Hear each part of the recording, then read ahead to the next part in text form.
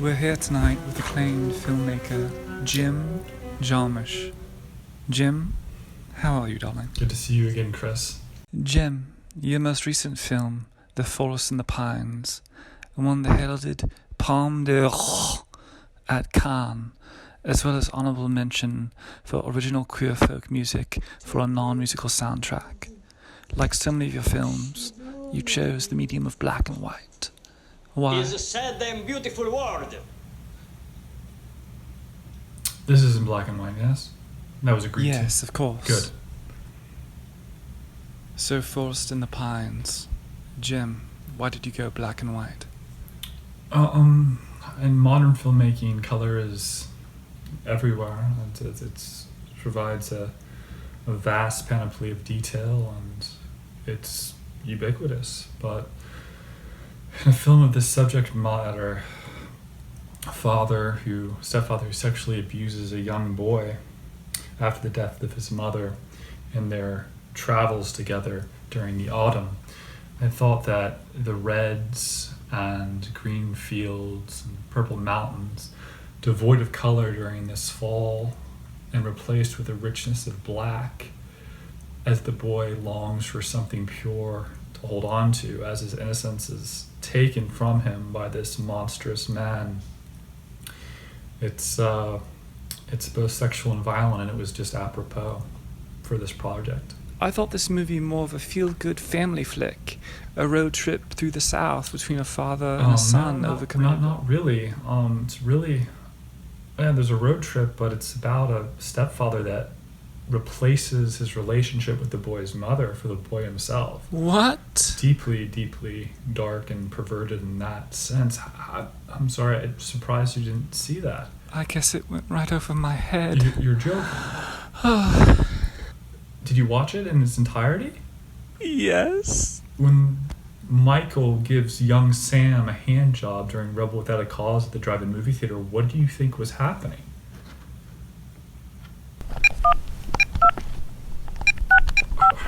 Who are you calling? Uncle Milton.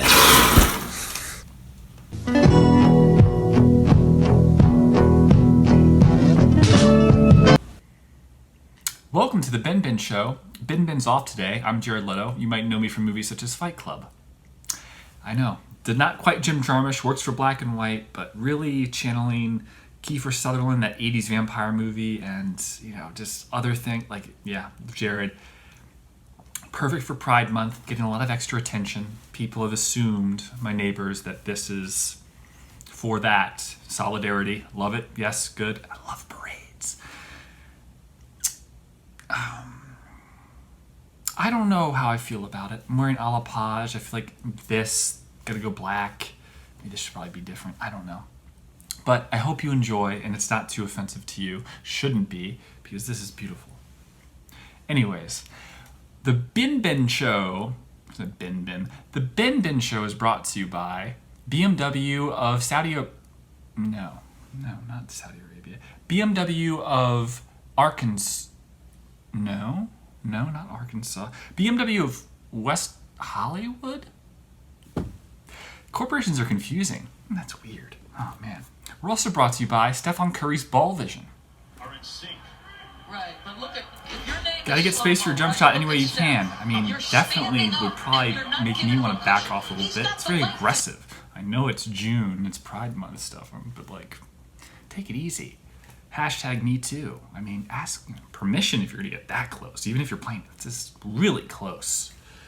The first story to talk about today is a Washington state mother who adopted a 6-year-old girl from Zambia, a white mother,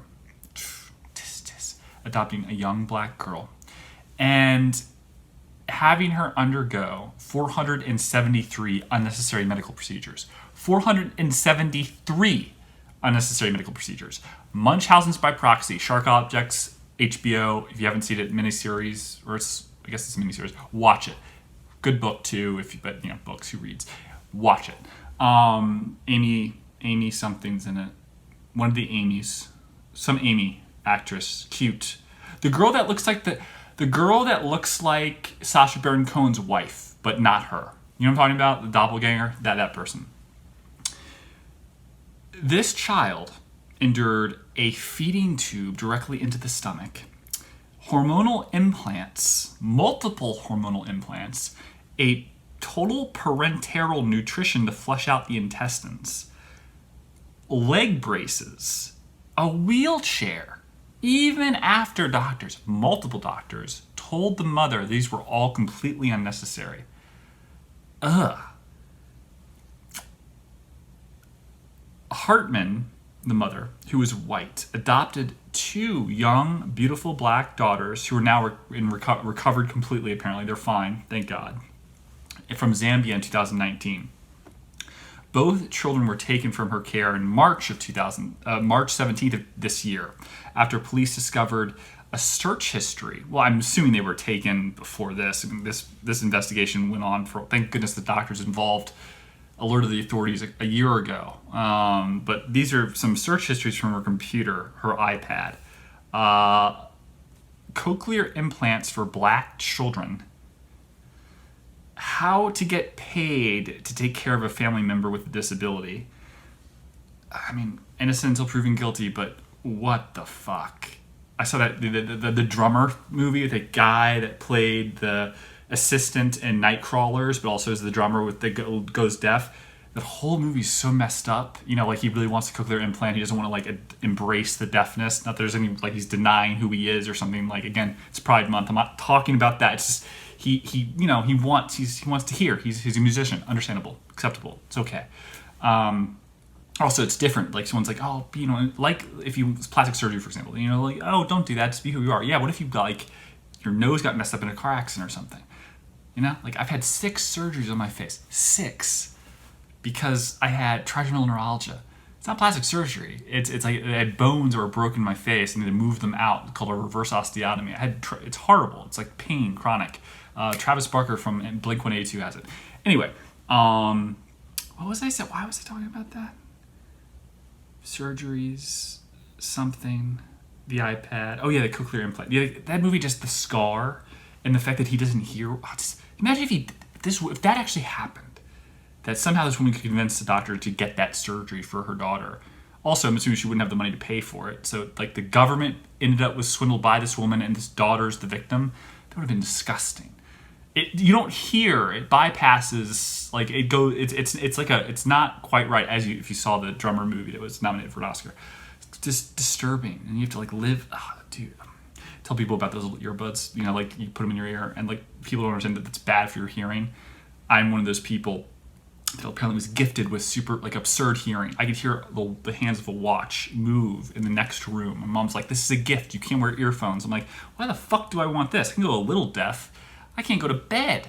I had to put on like synthesizers. I can hear people's watches, the hands of them in other rooms. What am I going to get out of that? I'm going to hear people talk shit about me from further away. Is that a good gift?" It's like, oh man. I guess like in a professional career later on, or if like, I don't know, teachers talked about in their break room how much they, you know, were gonna like grade on a curve or something and what questions they might add to an exam. But that doesn't happen. It's just it's the worst gift ever. You also get tinnitus and you hear weird. Oh no, thank you. Anyways, what else is on this iPad? I don't know. Damn, a wild one there.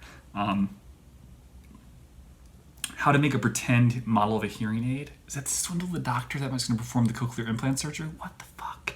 Funeral songs? I did hear another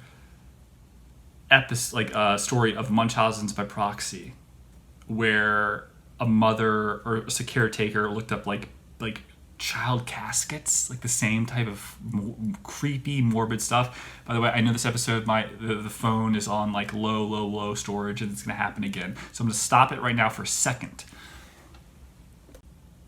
All right, boom. I know I'm not gonna get screwed, but I don't know what else. I deleted so much. I'm waiting for my other phone to come. So this is, it's not here yet. Pixel 4. Here we are.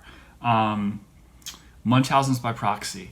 HBO Sharp Objects. It's so messed up. Like, it's like so disturbing. Like you feel like you get attention from like the community because like you lose a child based on your psycho like poisoning them or like hurting them on purpose, or you gain sympathy in general by putting a child or a person under your care, like your aunt who like I don't know your mom who's now like older and needs help.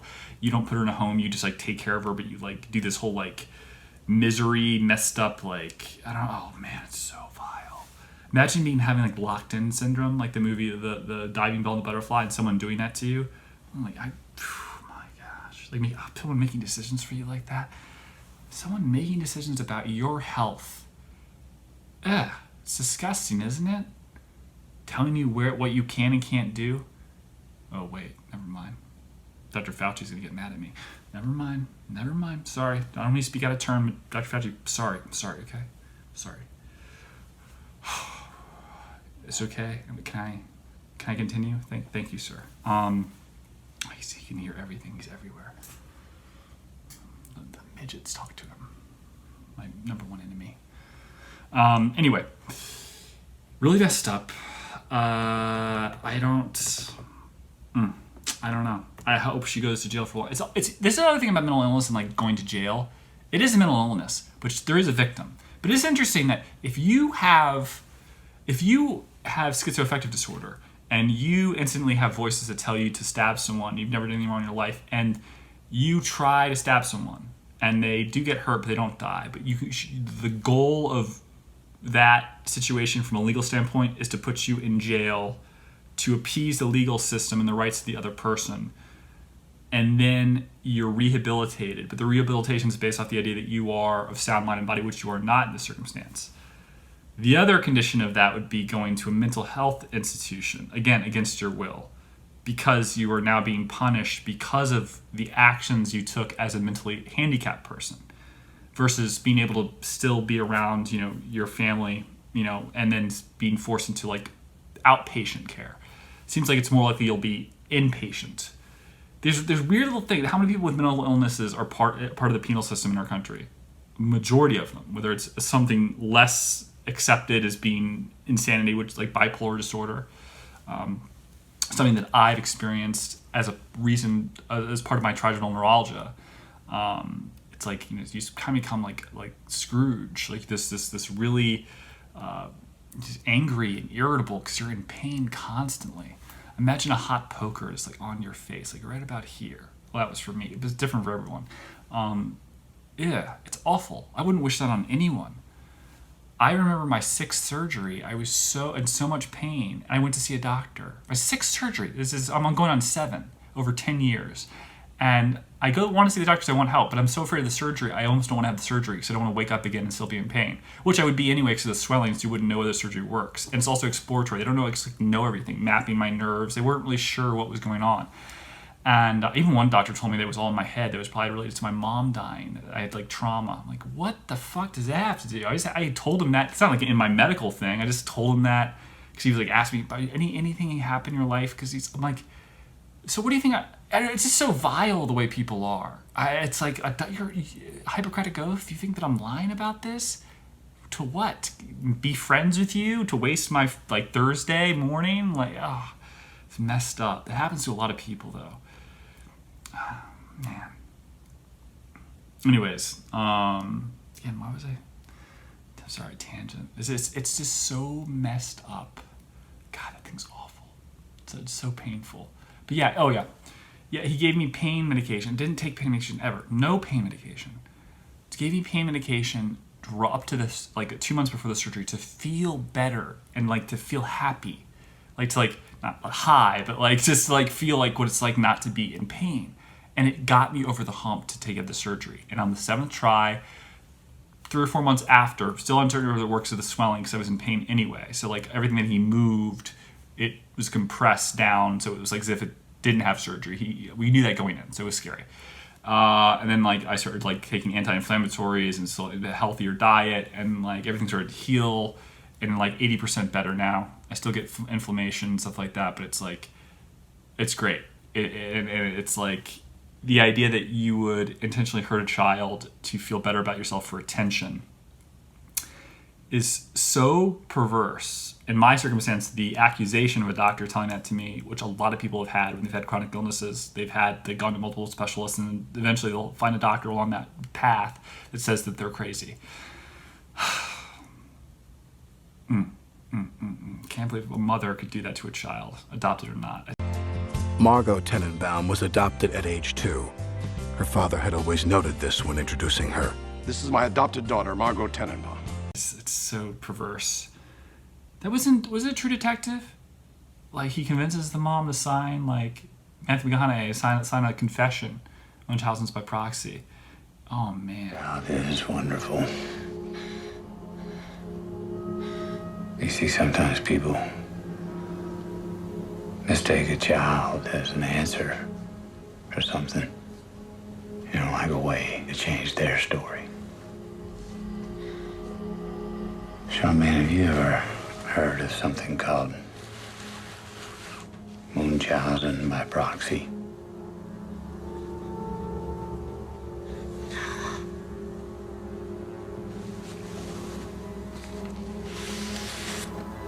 At exactly 4:49 a.m., the sleep apnea monitor that was hooked up to your child was unplugged for 36 minutes. Then it was plugged back in, and by that time the child's vitals had flatlined.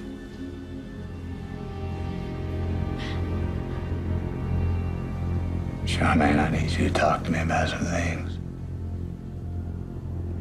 Okay?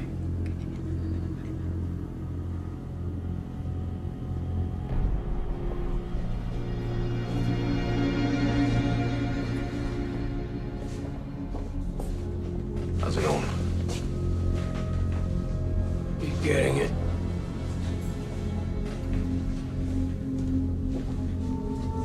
You need to sign that. The newspapers are gonna be tough on you. And prison is very, very hard on people who hurt kids. If you get the opportunity, you should kill yourself.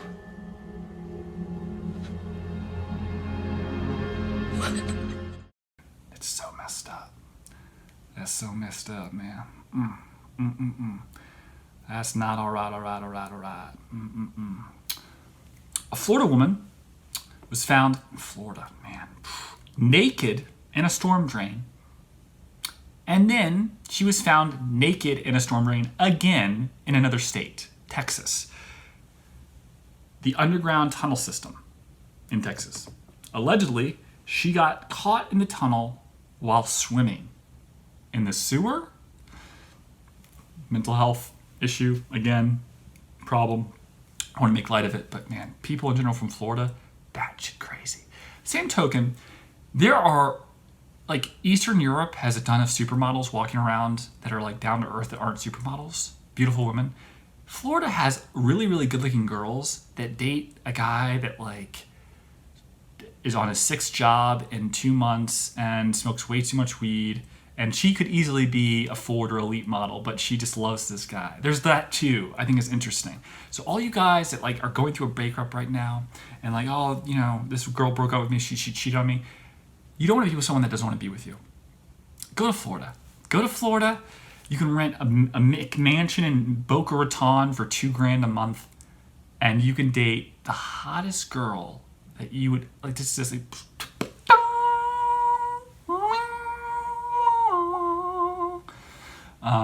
Living on your own definitely has its perks. Train, you know, because your mom doesn't tell you to turn down the stereo and junk like that, you know, which is a real drag. Train, you know, because moms are genetically programmed to hate music played at the appropriate level, right? I mean, and my dad, forget about it. Swing.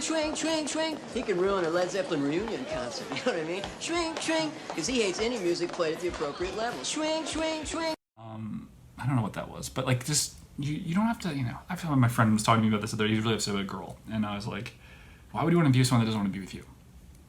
His criteria is really messed up too. It's very superficial, but not again. Why would I just told you a superficial thing? I mean, like, superficial in a weird way. Like, her family's rich. She went to Cornell. I'm like, Cornell? Gives a fuck about Cornell? That's super elitist. Yeah, it's like when you get into that's like you know, that whole Yale thing. What do you mean? You know, I think he was a closeted homosexual, and you know, that whole Yale thing, cocaine. That whole Yale thing. Get me Campari in the Rocks, will you? On the rocks? yeah, yeah. Anyway, it's hard to convince people that like they're making the right decision, or the right decision's done unto them by someone that's left them or treated them poorly. Yeah, relationships are a lot of work, but someone cheating on you or not wanting to be with you in the beginning, where relationships are supposed to be magical and like a fantasy, there is no work in the beginning. It's lustful. It's this carnal. Whatever. It's just wonderful. I mean, for me, I was a romantic. I've always been that way. You know, just like love at first sight. Just like, you know, the whole idea of Tinder is really not fun for me. Like, that's stupid. You know, I can't believe people do that. And that's like, I met her on Tinder. I met her on Match.com. The fuck? Why don't you just meet her at like, I don't know, you like went to a coffee shop, like Pan Cote de Dion on a Sunday, and you spilled coffee in your shirt, and she made fun of your sweater and said it made your sweater look better. And then, you know, I don't know, you just like kind of walked out with her, like, what's your name? And then boom, you have a conversation. You guys talk about how much you like the spreads they have there. The spreads are so good. Agony. I don't understand. I love you. Most ardently. Please do me the honor of accepting my hand.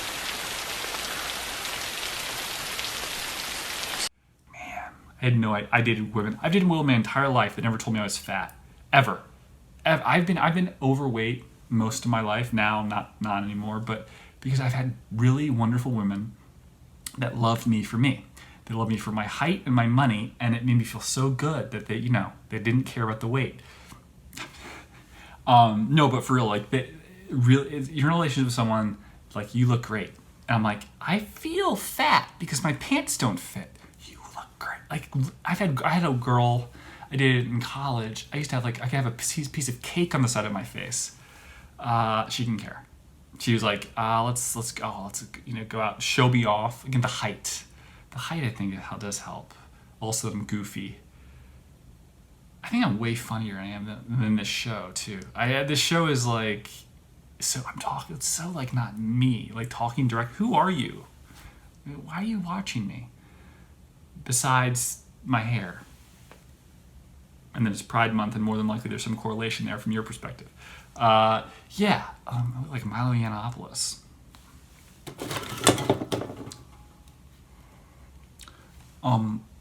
No, actually, Republicans have the best penises I've ever seen. Mainly the black Republicans. They're lovely, lovely penises. They're absolutely fantastic, darling.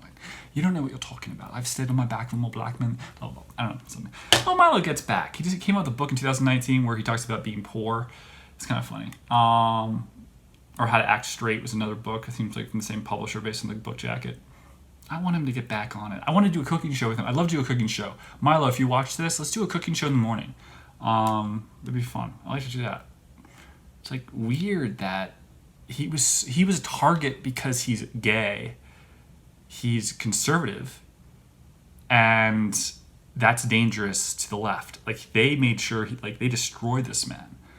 And the Mercer family, who claim to fame in Renaissance Technologies, and Jim Simmons, the kind of break because of the politics of that with the Simmons and the Mercers. It's interesting that, I don't know, everything just disappeared for him. I felt, and then he became like over the top, like maybe, I don't know. He's so talented. He's a very talented person, and I feel bad. You know, no one should. It's a weird business, isn't it? Like, you just like, oh God, you know, you talk for a living, entertain for a living, and then something you say is antithetical to the people that run basically media. The other side of media is a bit less powerful in terms of the entertainment industry. To be conservative is tough. I don't know, like who's pro-child molestation? Is that what they got him? Something like that. And like a lot of gay men have talked about their first experience with older men. And he was kind of referencing it in that regard, and he like almost like condoned it in that respect. And I mean, I don't think he was trying to be. I don't know. I feel bad. I mean, just in general, like someone who like loses all their money, loses their book, loses everything for the sake of like and people intentionally trying to assassinate someone, like destroying their ability to feed themselves because they don't like the way they think. it's weird. It's just weird. It's like, keep it in the arena. Don't destroy like their very ability to like pay rent. That's what we have that now. It's very strange. It's not that you call out of favor with people, it's that they deplatform you. They rob you of the ability to make money for yourself. So there's plenty of people that would still listen to him, still read his tweets and his Instagram, but they deny you that because you're dangerous, because of your ideas, which seems like everything we've talked about in totalitarian governments and stuff, but it's like people, this isn't healthy, this is fascist. But the fascism is denying people's voices. Let people become racists because they hear racist thoughts. It's always been a small group of people, and it's going to affect them, and let society weed them out. That's the way it works. Oh, you've become bigoted and you have small ideas and you're ignorant. Well, it's not going to be easy for you in life. You're going to have to grow out of this. Give them a path towards redemption. But don't just say that someone who like is gay, that says that, having these absurd double standards about this and that from the progressive side is anything, more than just, I don't know, career assassination for the sake of protecting the leftist ideas. I'm not going to go into everything, but it's just, I don't know, Gavin McInnes, Alex Jones, there's people that are entertaining and fun, and people have tried to destroy them. Gavin McInnes told me to go fuck myself or fuck off or something like that once, and I still like him. He's really, really smart, and it's unfortunate. Do what they tell you to do is the new punk rock thing. It's like, just listen to the government. Your ideas, you're dumb. You don't know what you're talking about. The consensus is correct. Wear your mask, fucker. Dr. Fauci says so. Yeah, but he just shut up when I'm talking to you. Dr. Fauci. We'll get into it. I saw a picture of the woman in the storm drain. Not bad looking. Not bad looking. So, Fauci. I'm going to pause it again. Freedom of Information Act. So kick-ass, isn't it? It's great for a lot of things, except for the redactions. Why redacted this, redacted that? It's like, what's the point then? That's a national security issue. Oh, you mean like a relationship with China and lying about the virus ahead of time? Gotcha. Okay, sure. It's weird, but I don't like the redactions because kind of, it takes a lot of substance away. Also, what's so secretive about this? Anyway, Dr. Fauci, from the director of the country's largest biomedical research facility, suggested the unusual. This is an email, January 2020 email. Sorry. Sorry, let me give you some background.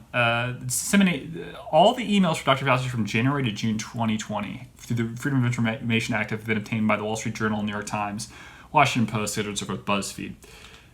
A January 2020 email to Dr. Fauci from the director of the country's largest biomedical facility suggested the unusual features of the virus may indicate that it was engineered, prompting Dr. Fauci to say he will reach out via phone, which I think is interesting. Because it's like, I can't talk to you because this can be obtained. So let me. Hey, that's great. Let me call you. Jamie Dimon does the same thing. A lot of people do this. They keep their emails like yes, no. I'll call you in 5 minutes. A lot of powerful people do this. Not saying anything, and just interesting.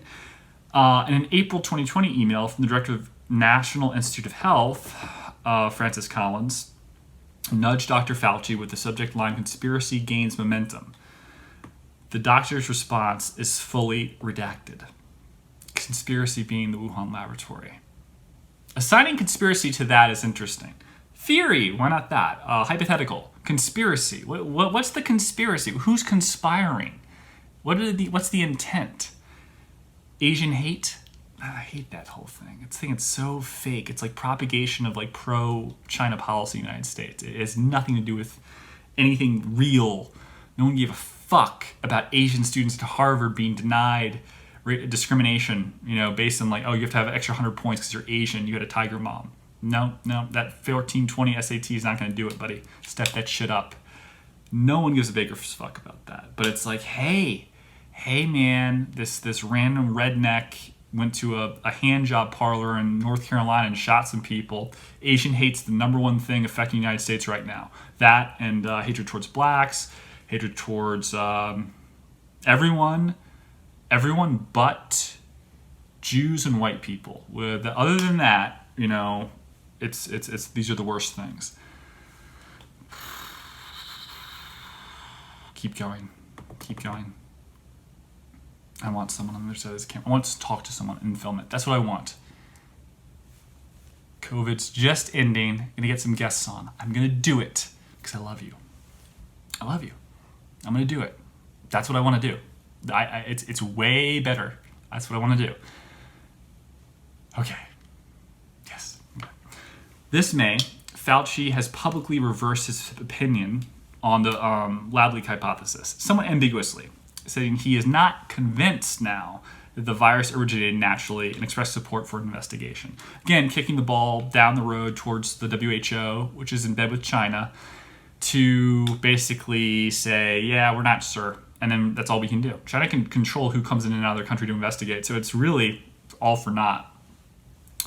On masks, I took a shower washing every body part with Astral soap, including all my major crevices, including in between my toes and in my belly button, which I never did before but sort of enjoyed. I washed my hair with the Don't Formula shampoo and used cream rinse for that Just Wash shine. I can't seem to find my toothbrush, so I'll pick one up when I go out today. Other than that, I'm in good shape. Dr. Fauci wrote in February 2020, as we know, masks are really for infected people to prevent them from spreading infection to people who are not infected, rather than protecting uninfected people from acquiring the infection.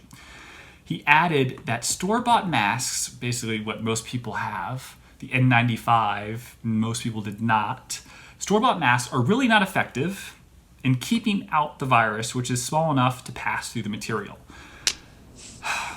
Every store you've seen, even still today, there's a liquor store around the corner. They require masks today. What's a mask? Bandana. It's just so fake. The problem is, it's feigning prophylactic. It's feigning protection. It's very fake. It's a social experiment of control. The idea that this has now been disseminated by and unequivocally true about these bandanas don't work, but you wear a bandana at this store. Public policy at certain places. No, we still want you to do this. It's terraforming. It's social terraforming. Listen, you idiot. You're letting people in your store that are wearing masks that don't do anything. What is the point?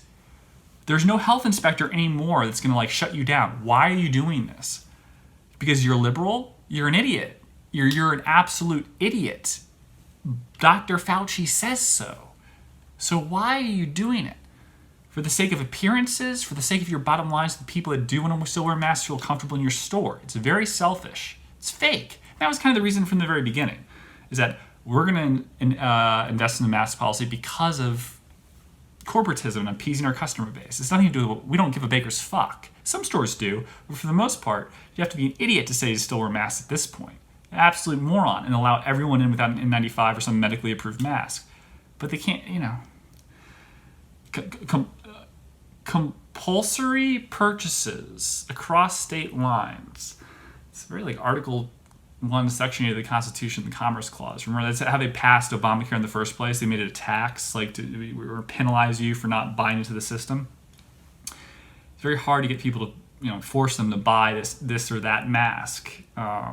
So they just said, wear masks, whatever. And it was bullshit. It always was bullshit because most of them didn't work, and they knew that it wasn't viable at economies of scale to get people to buy this mask or have them made available. That's And then ultimately, the thing about masks is unless you wear them 24/7 out, it's not a laboratory. You're gonna take it all the gym, the dumbest thing. Again, health inspectors, the subscriptions, right? People coming in and out, you need to have flow.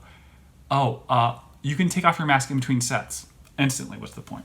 It's so fake. Again, protecting the bottom line while giving the illusion that everything is, about you and your health and caring about people. It's fake as hell. So we added that store-bought masks are not really effective. And then, the following month, a friend in the Chinese public health field wrote to say he has been misquoted in the media for saying the West is making a big mistake in not recommending mask use. Dr. Fauci responded, "I understand, no problem. We will get through this together." The US and China. Pro-Biden, pro-China, earlier this month, Rand Paul, as you know from my previous podcasts, has condemned Fauci, claiming that Fauci's claim made on May 25th during a congressional hearing that a $600,000 federal grant did not directly fund the lab gains of function research. The grant went to a group called Eco Health Alliance, which then paid the Wuhan Institute of Virology to study the risk that bat coronaviruses could infect humans. Study the risk, basically make it so it could happen. Gain of function research, which is really weird. Gain of function. Well, let's make something that can hurt people more readily, easier to hurt people, easier to infect them, for the sake of, I don't know. Let's make Ebola worse. For what? For gain of function research. What does that mean? We'll make the virus worse for the sake of that. What? For better vaccines in the future? Yes, that's what it is. Oh, is it? Or biological warfare prevention in the future, or biological warfare in general. Yeah, you hear the story about those people with radiation poisoning from Cuba, and then somewhere in DC, a bunch of people experienced the same symptoms, but it looks like some sort of microwave weapon that was used on people, like diplomats in the United States, and then in DC, in one of our buildings off, not at Capitol Hill, but like one of the ancillary buildings, same thing. People were targeted with some device, experienced debilitating symptoms that are permanent. Can you imagine, you can build a weapon like that. Anyone can. It's very, very, it's not that hard to do, but that's available. And, the circumstances surrounding Trump and that election and China's trade war issues with the United States,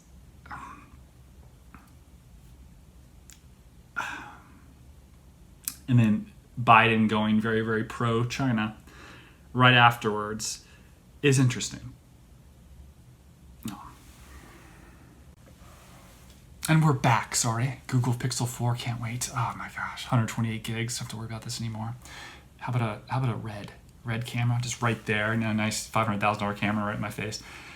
Not necessarily don't want that. Just as I talked about, bespoke clothes don't need things to be perfect so you can see everything, every flaw. And my face is mini, I'm sure. Despite me wishing that I was a male model to some degree, I know that I'm not. And I know that I think the deepest flaw of technology and being interconnected with everyone is that it seems like we're going to a place where there is no more privacy whatsoever. And it's our fault. We're allowing this stuff into our home, and we're letting it become so much entwined in our daily life that to be without it is actually a disadvantage. Never mind selling media like you're, on TV for a living, or you're Stephen A. Smith. It's like everyday people now. At some point, it's like your house, you buy it. Well, it's pre-purchased with an Alexa system. Everything is run by Alexa. From the showers, there's no knobs. We don't use our hands anymore.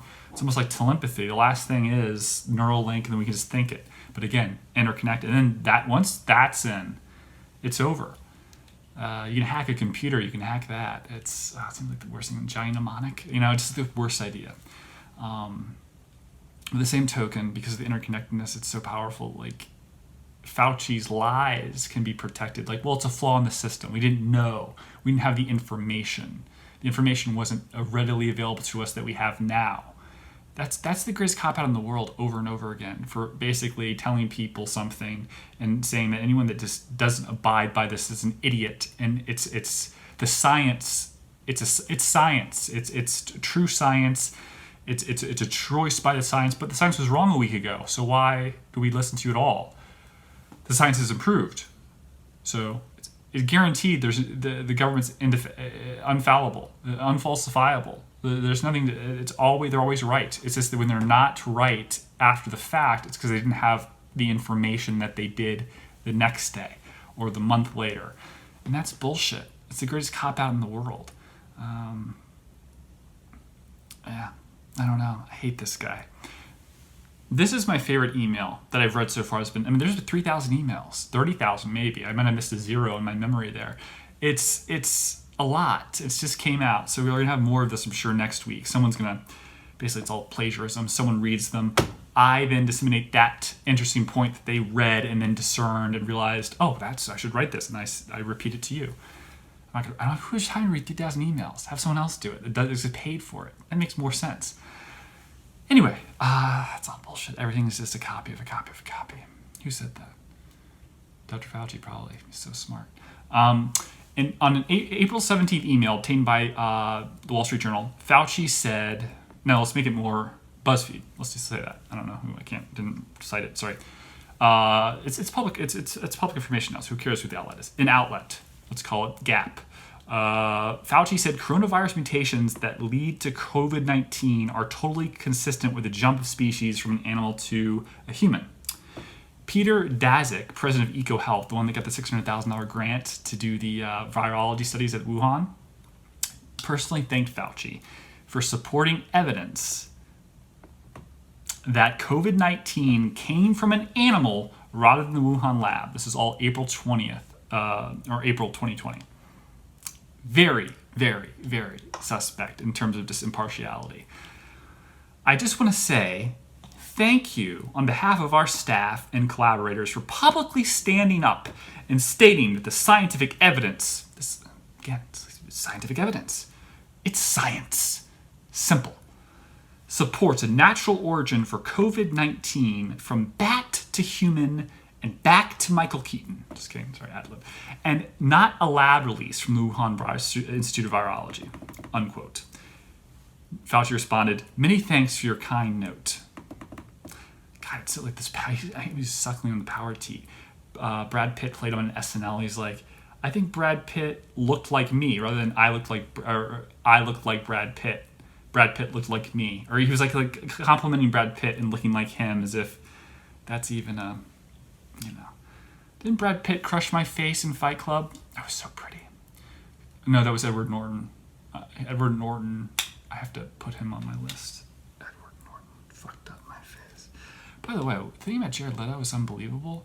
He really hasn't aged. I'm sure there's some Botox, this and that, like preventative Botox. It's the whole idea of Botox is to start. I haven't done it. It's like this thing right here, this scrunch. To stop the wrinkles from occurring. I do have a lot of collagen in my face. I do have a very thick face.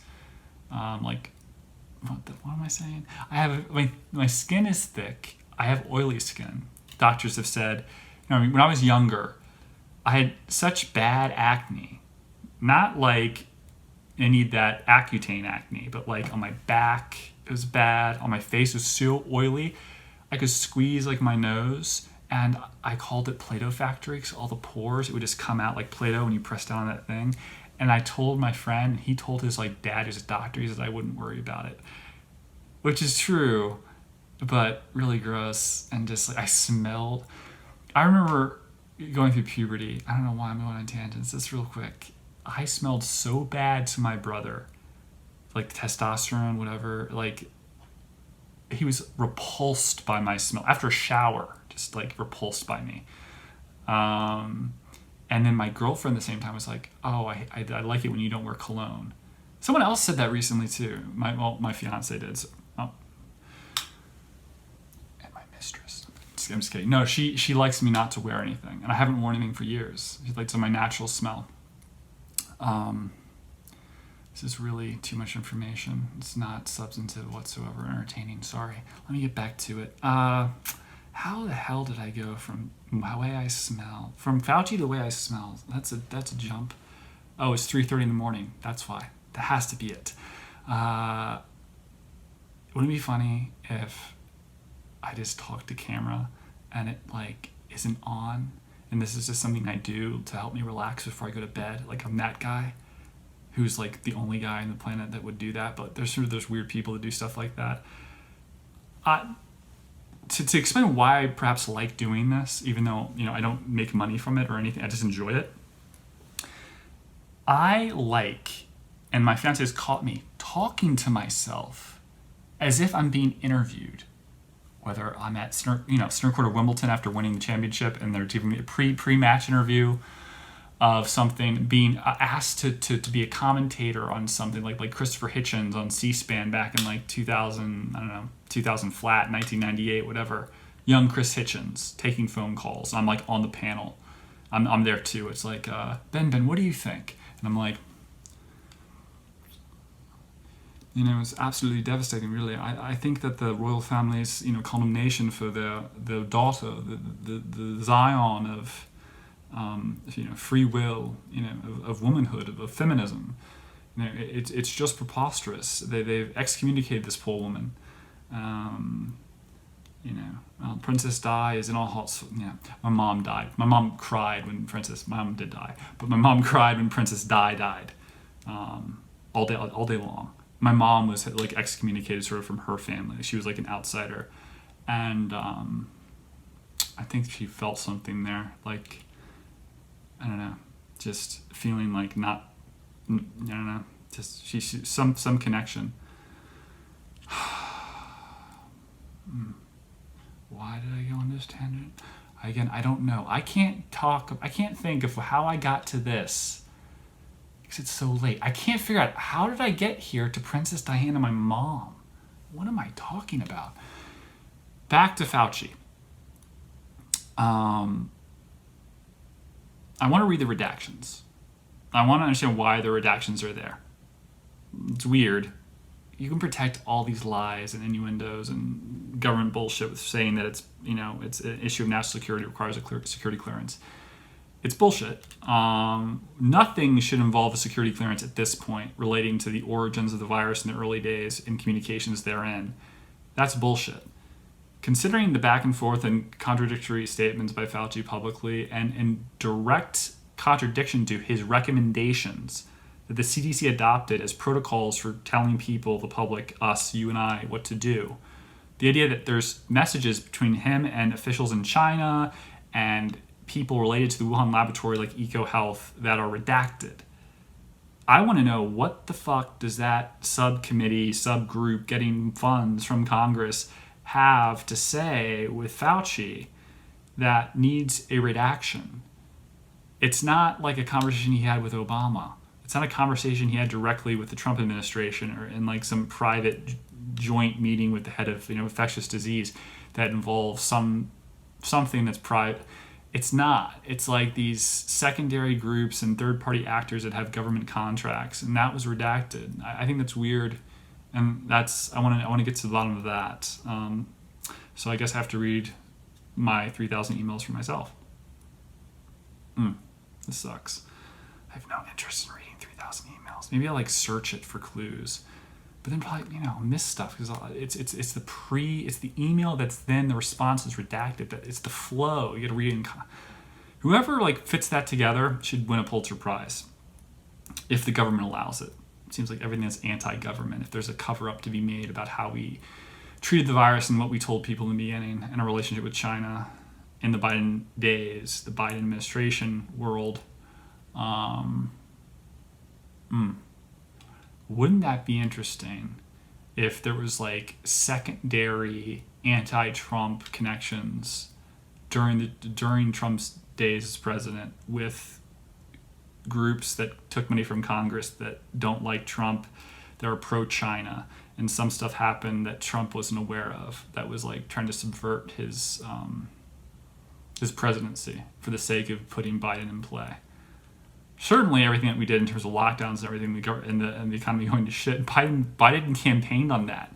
Look at our economy. Look what Trump's done. I'm like, what? I always thought it was funny. It's like, that's not fair, man. This is a pandemic, and the government, recommendations of people in power said, we got to shut things down to stop the virus. That's what we got to do.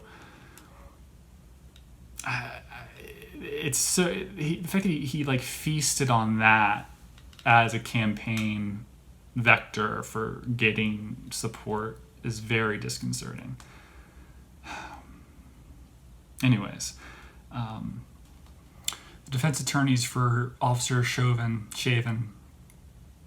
can never remember his name, in the death and murder, second, third, and first-degree manslaughter of George Floyd, are requesting probation, downward departure from the maximum under the sentencing guidelines based on his criminal history of 15 years. The other side of the token, the prosecutors are asking for enhancement based on the facts of the case, notwithstanding the fact that he's an officer sworn to protect and uphold the laws of Minneapolis. And after the fact, based on the convention, he violated those laws, especially with the second-degree murder charge with the intent to do harm to an innocent civilian. Innocent by nature of the law, innocent until proven guilty. Of course, that wasn't offered to Officer Shaven. I mean, Minneapolis gave the family $27 million before the case was settled, before the criminal case, before it went to trial. And they didn't give a change of venue. I mean, I'm sure that just that on itself is... this case is so crazy. And I think he will get more than 15 years. Judge Cahill said there are factors in this case, and I think he said this because he was on camera for political purposes, so there's no reason not to appease the public at this point. Given the holes, kick the can down the road in the appeal process, they'll handle it. The juror that just lied about being at the BLM rallies and a George Floyd event, oh, I don't remember wearing that shirt. This shirt, you don't remember wearing that at a BLM rally in Washington, D.C. with George Floyd's family speaking? You don't remember that with Al Sharpton there? You don't remember that? The shirt that says, "Get your knee off our necks." You don't recall that? It's funny. I don't recall wearing my 40 licks. Is that 40 licks? Whatever. My Rolling Stone shirt at the last Mick and the gang get together at the Garden, Verizon Center, whatever. I don't remember wearing that shirt. It's just coincidence, I guess. I just picked it up. How long have you had that shirt? Did you have it last year? I don't recall. The alternate jurors saying they're afraid of riots, of buildings being burned down, but ultimately they felt that the prosecution had the best witnesses, the best experts, and they weren't compelled. And this person specifically said that they weren't convinced by the defense. They were hopeful of all things being equal, that the defense would have done a better job, but they think actually they didn't do. This woman believes that the defense let Officer Shaven down. I don't know. I think it's very circumstantial. A lot of the facts in respect to the intent to do harm in second-degree murder. I'm very surprised by that. People in the African American community, some of which are very surprised by that. You can look them up. Have said that's surprising. The intent to do harm. If you watch your fellow officers hurt someone else and it looks like it's intentional, and then you call the paramedics, but you continually allow this officer to do harm, be negligent, etc., and so forth, you're complicit in this horrible conspiracy or negligence. They're guilty of negligence. See, they should be guilty of second-degree murder too by association, because negligence isn't enough. Somehow you know what was in Derek Chauvin's mind, that it was an intent to do harm. I'm shocked that they didn't focus on their connection with George Floyd and Shaven working together at some point in the past. That's the reason they fought, and that's why he did what he did.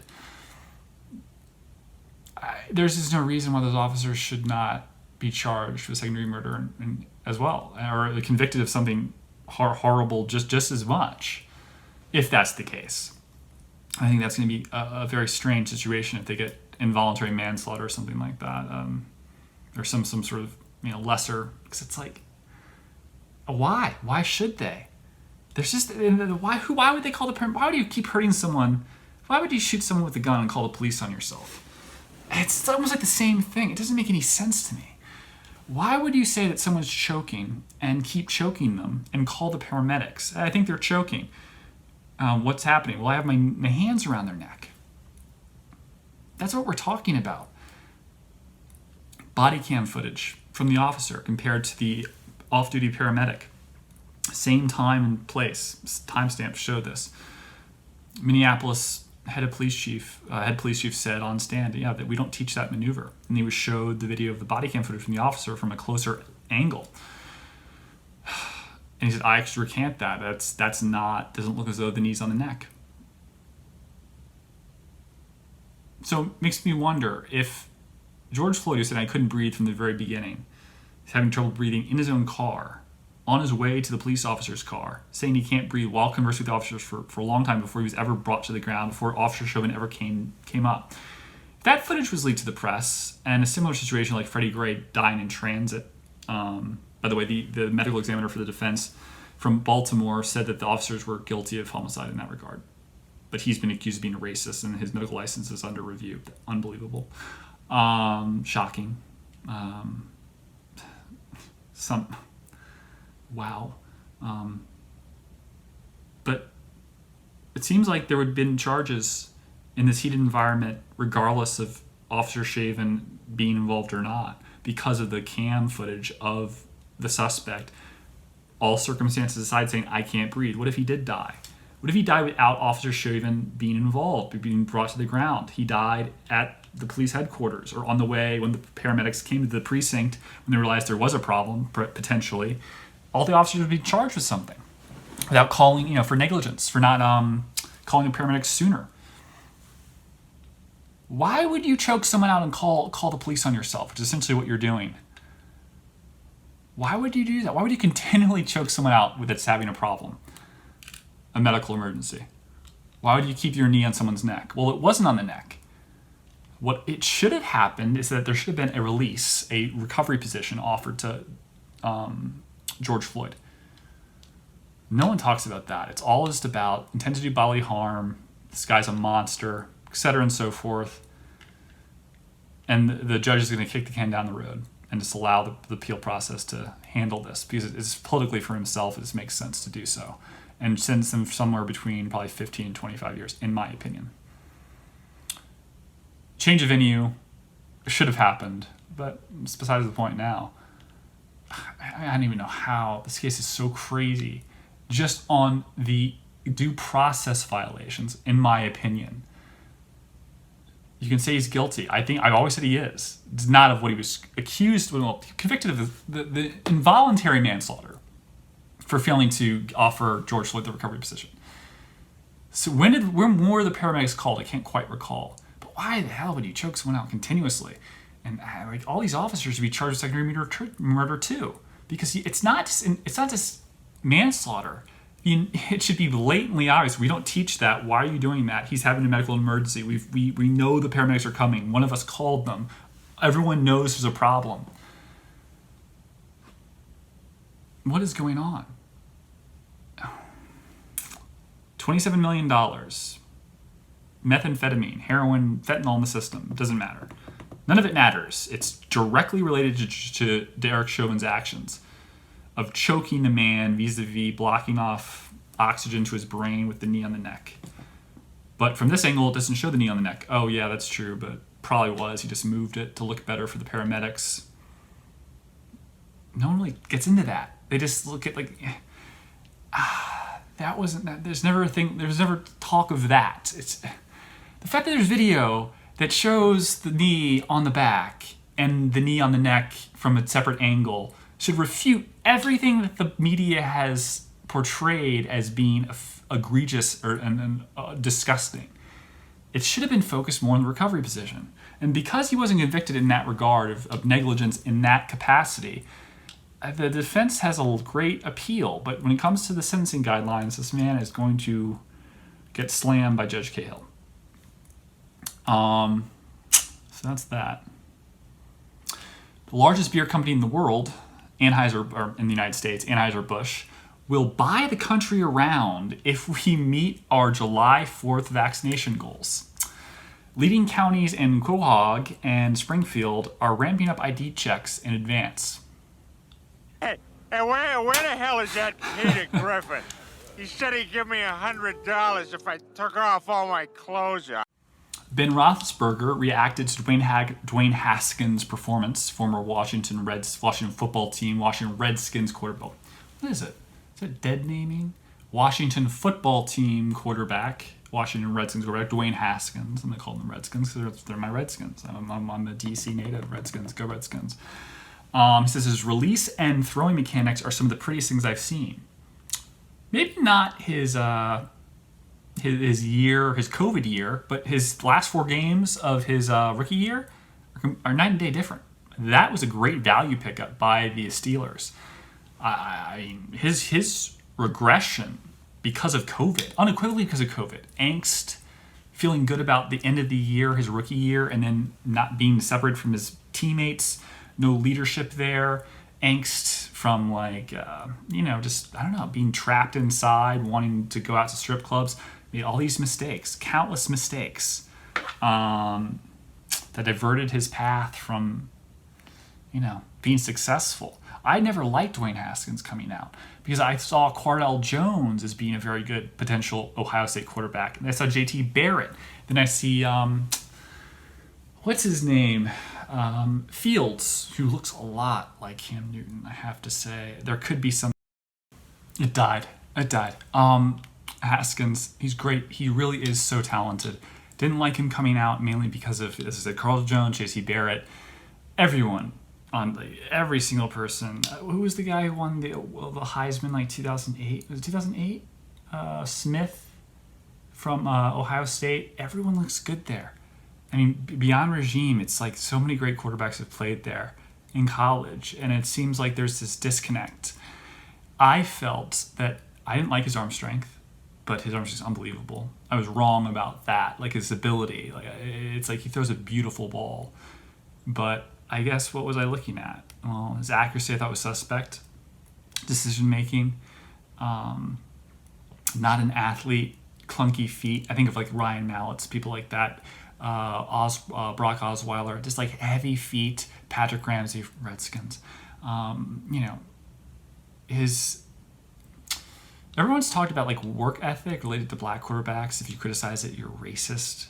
Which I think is racist in and of itself because it implies that there's any truth at all to that notion, like laziness by black people or something like that. Like you would say that, oh, that's where you shouldn't say that. Like, no, let's move on. It's just specifically this person, not their race. It's really, really irritating. People, I think even Stephen A. Smith, who I love so much, Stephen A., I love you. Talking about racism related to Fields dropping in the draft. Some like, oh, if you don't draft him and you're a white general manager, you're racist. Because he was the second quarterback next to Trevor Lawrence, and then came Zach Wilson, and he started falling. It's so obnoxious. I hate that. I really, really do. Dwayne Haskins can play if he wants to, but in order to play in the NFL as a quarterback, it doesn't matter. Like Jeff George, you have to put in the time and have the innate ability, or something that can, you have to have the aptitude and the want to learn how to read defenses. Dwayne Haskins' regression, I think, for the most part, was lack of reps, lack of like team unity. Playing with his receivers on the off season because of COVID. But now, I mean, you have to look. Would not be surprised based on what I saw in the last 4 games of his rookie season that he's, the heir apparent. He's definitely not in the depth chart now for Pittsburgh, but give it time.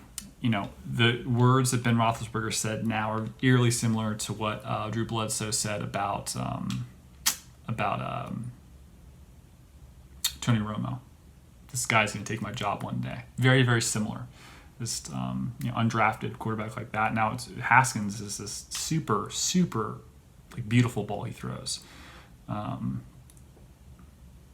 Kerry Collins threw a beautiful ball. Not the same arm strength, but it's like it doesn't really mean anything. But I saw look at Kelvin Harmon's highlights from his rookie year. I do hope he makes the team. I really see him. He's a hell of a guy. Watch his season where Haskins is throwing him the ball, and you see these balls are just like, before he breaks, the ball's there in the air, on time, just nastiness, like this. It looks like Tom Brady, these beautiful balls. Anyway, Stephen Curry knows a little bit about beautiful balls, doesn't he? I don't know. And probably a more serious topic of conversation. No, it is. I didn't know about this until the other day. 2009, we were all critical of the COVID relief package of the $25 million. It's supposed to go to American citizens, went to Pakistan for gender studies. Since 2009, the U.S. government has committed over $5 billion in civilian assistance to Pakistan, over $1 billion in emergency humanitarian response aid. During Pakistan's 2019-2020 fiscal year, the United States gave the $25 million, based on gender studies programs that are and so forth in their school system. What I want to talk about is the rat children of Pakistan. The history behind these deformed children, deformed on purpose for the sake of religious reciprocity. Shah Dola was a Sufi saint of the subcontinent who lived during the era of the last Mughal emperor, Aurangzeb. I know I'm butchering that. During his life, Shah Dala took care of mentally disabled children who were abandoned by their parents. These children used to beg in order to earn their keep. These were mentally disabled children naturally, okay? It is said that Shah Dala could bless the childless couples with children who had had the condition, but who were disabled under one condition, that the couple would donate their firstborn to his service. Blinded by desperation, parents started giving their firstborn children to him. His shrine is in the current-day Gujarat city of Pakistan. Even after his death, childless couples keep coming to his shrine, begging to bless him with children. The practice is still going, and people still abandon their firstborn children at this shrine. The administration of the shrine then puts a heavy iron cap on the children over their skull to stop the growth of the skull and the brain. It's like intentional microalgae,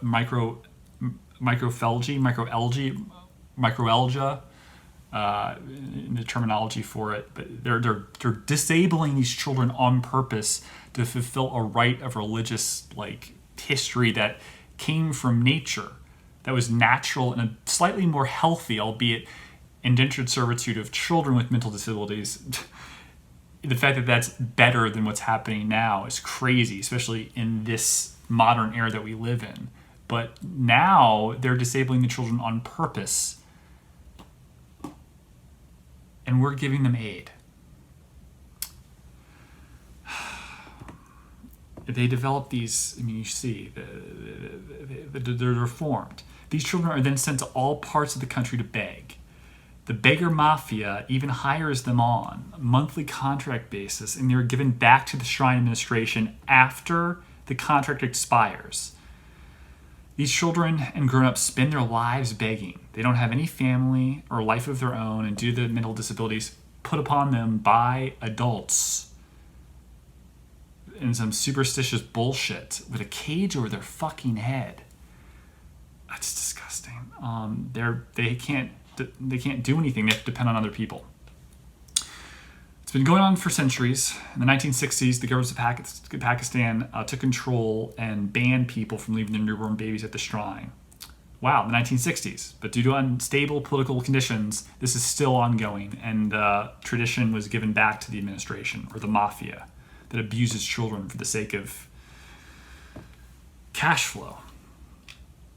No efforts were made to ban this practice.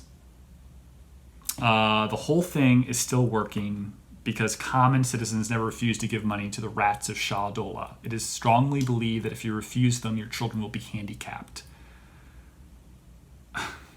So for the begging mafia, these poor souls are a guarantee of regular income. But if you give a child to them by will, by definition, you are handicapping a child.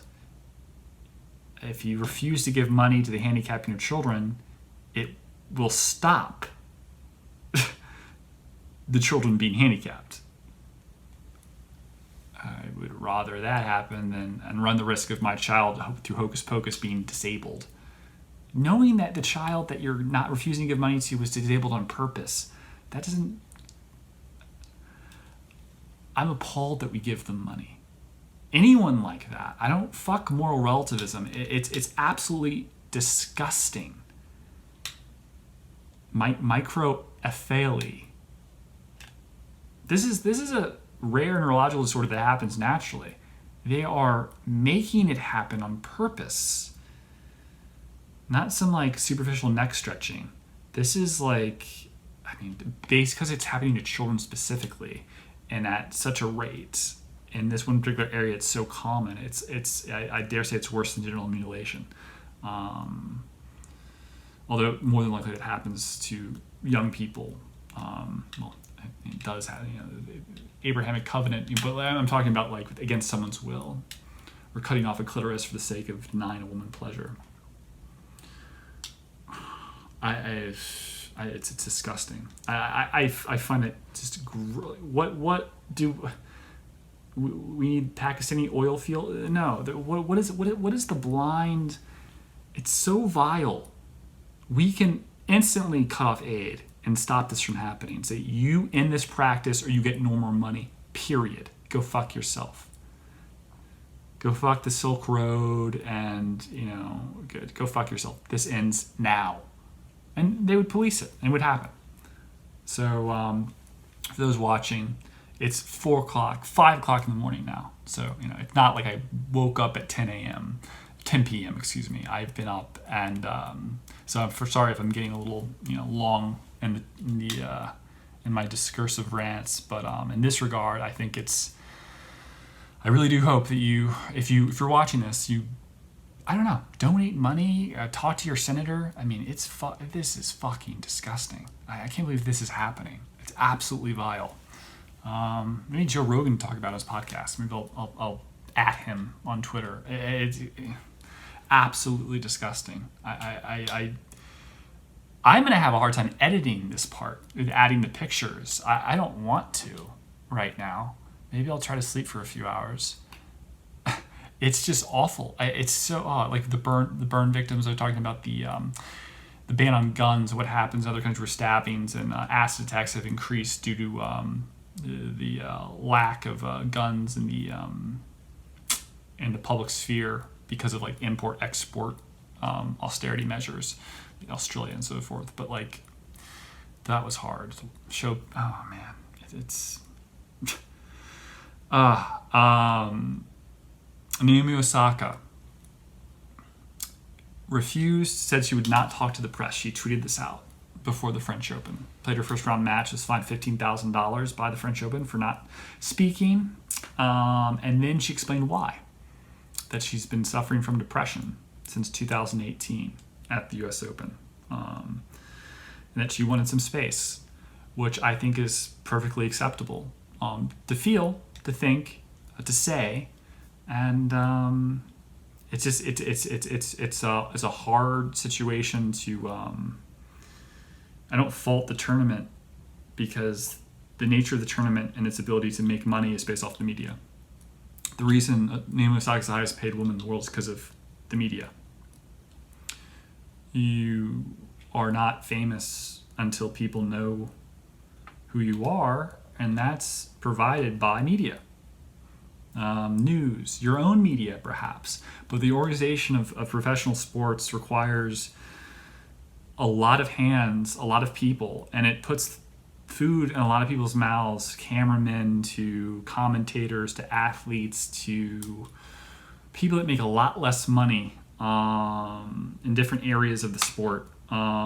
It's a business, and to voice your private mental health problems and thoughts and feelings and emotions is very brave, and she should not be condemned, shamed, or critiqued in any way, shape, or form. We should give her the help that she needs, and people should support her, and that period. With the same token, the French Open should not be condemned or criticized. They did not know why, and even after the fact, they don't have to accept this as reality. If a player is not feeling mentally fit, they can skip. This will cause problems. And it's self-defeating. It's a snake eating its own tail, so to speak. Because in the end, this is part of this is what you signed up for as an athlete. And, I've horrible things have happened in my life, and I understand exactly what that feeling is of like, I don't want to be here today, losing someone that's close to you, and feeling dark thoughts, and needing help, and needing to separate from stressors for the sake of your mental health, which is good and healthy and right. And so she should not be critiqued whatsoever. She's taken time. She's withdrawn from the French Open. I wish her well, and it's hard, and it's just the way it is. Everyone deals with this at one point in time in their life, at least, and people should just be supportive and not try to alienate people at all. My university, I took a medical leave of absence when my mother passed away, and they actually don't allow you to like go on campus and see the same counselor. My mom was dying, and I was seeing a counselor, and then she died, and I needed to take the break. They don't let me see the same doctor. They did that because someone was like having depression as a student. It's a very prominent university, and they committed suicide, and they did that as a their surety, their insurance plate asked this be the case, but that's not good. We should not alienate people that are suffering, that are having trouble. Nor should we demand that we know what they're thinking. But we shouldn't condemn these organizations for, protecting their bottom line, because it is a business, and it's just the way it is. It's part of professionalism. So no one's really at fault. It's just the circumstances of Naomi not explaining why, and perhaps she shouldn't have been playing the French Open if she was in that circumstance. Everyone's different. Everyone feels different things. There's no way you can say, well, why are you not, nervous on court and sad? But it's just the reporters that the thing you can't handle, but you're willing to play the tournament. Well, that's her. It is what it is. That's fine. So yeah, I don't wish her. I don't know. I don't wish her any bad feelings. It's easy to attack people that are really successful financially, and it seems like what's the worst that can happen? They have everything, and people I think fail to realize. And I know this very well, that having everything, money solves problems. What if you lose your kids in a car accident? What is car accident with a Bentley in your ski lodge in Vail? Where's the money solving that problem? Losing someone you love close to you. Well, where's the money that solved? So it's easy to say, oh, they're rich, but they're easy target. But no, it's we should support each other. So I support Naomi 100%. Also, I like cats.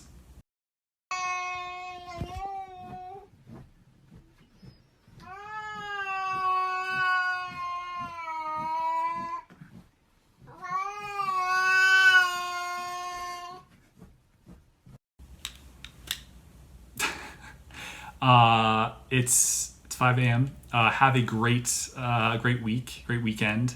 It's gonna be Thursday when I post this at some point, and I'll talk to you later. BenBen out.